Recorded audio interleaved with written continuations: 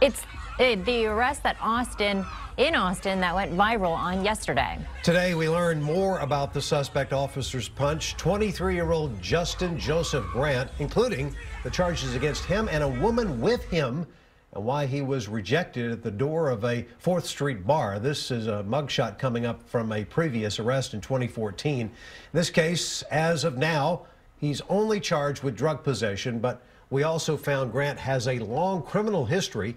In 2012, he was arrested twice for possession of marijuana. In 2014, he had several other run-ins with officers for various charges, including 2 for resisting arrest in Williamson County and in Kerr County. In 2016, Williamson County also arrested Grant for assault causing bodily injury of a family member. KXAN's Alyssa Gore joining us live from outside the Rain nightclub with new perspective as Austin police review this case. And Alyssa, it sounds like the nightclub is reviewing this incident as well.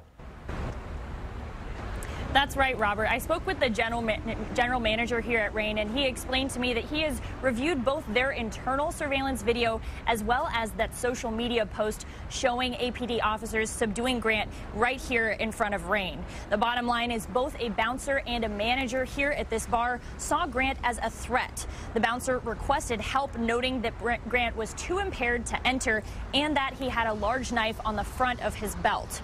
The manager who responded felt physically threatened by Grant, but those who saw what happened afterward tell me they felt scared for a different reason. It was a pretty standard night in downtown Austin until, it wasn't. Peter Nicholas was headed to meet a friend when he saw officers punching Justin Grant. You can see Nicholas standing just behind the officers. But when the people that are beating up someone have a badge and a gun, you just don't know what to do. So everyone was just kind of scared, for lack of a better word. Nicholas watched the officer's use of force towards Grant, and then the woman with him, who police say pulled and yelled at officers. Because he was just getting beat up, and they grabbed her, slammed her into a parked car, and then threw her on the ground and proceeded to arrest her. They seemed more like they were just trying to shield and protect themselves. We showed him the affidavit for Grant's arrest. It lines up with what the general manager at Rain tells us. The GM added that Grant grabbed onto the manager's hand and shoulder and wouldn't let go, and that's why they called police. Nicholas didn't see a knife or resistance. For them to kind of react in that way and go hyper aggressive on the situation, it almost seemed like they were going kind of rage mode or something at the time. Is not the way that they should have handled things. He hopes this case is a chance for APD to think critically about other ways officers could have de-escalated the situation. And the general manager of Rain tells me that according to their surveillance video, that Grant was trying to get into the bar for at least 10 minutes before police arrived. Now, he also says that his staff followed the protocol that they were supposed to here, but he says he has no comment on the Austin police action taken towards Grant outside here. Sydney and Robert, back to you.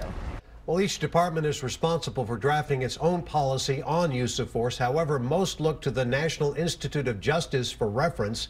It says there is no single agreed upon definition of force because no two situations are the same.